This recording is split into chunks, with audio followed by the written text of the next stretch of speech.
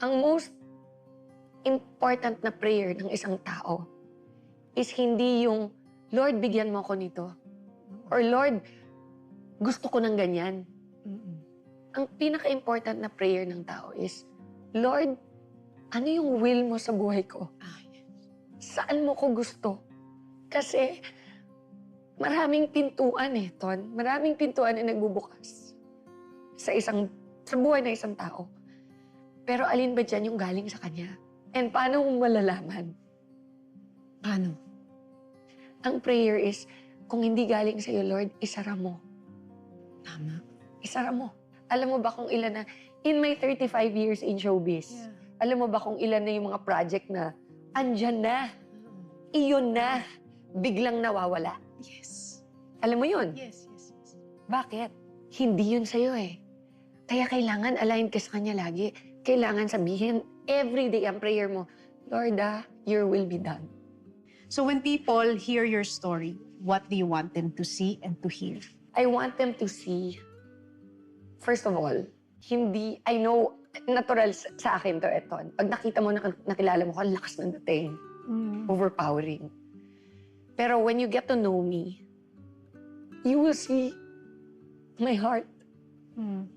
And my heart is for Christ.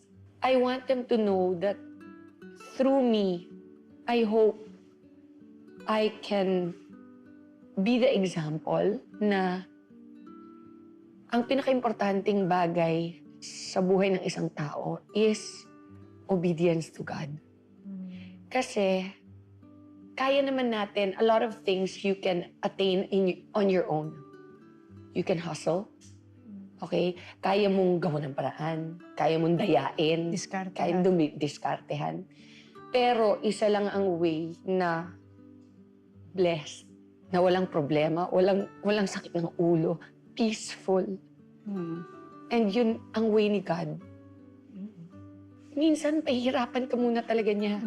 Kasi kailangan niyang i-prepare ang heart mo. So pag may pinagdadaanan tayong masakit, mahirap sa panahon ngayon, dapat pala magpasalamat tayo because this is a preparation for a bigger blessing that's coming. What we have to do now is to pass this test. Yes. Hindi lang natin nakikita pa. Parang tapestry or puzzle. Alam mo yung puzzle? Yeah. Diba? Yung jigsaw pa isa-isa. Hindi mo nabubuo, hindi mo pa alam. Lalo na kapag wala kang picture nung puzzle. Ang labo ng Ang labo. image. Pero pag tapos na, di ba, wow! Yeah.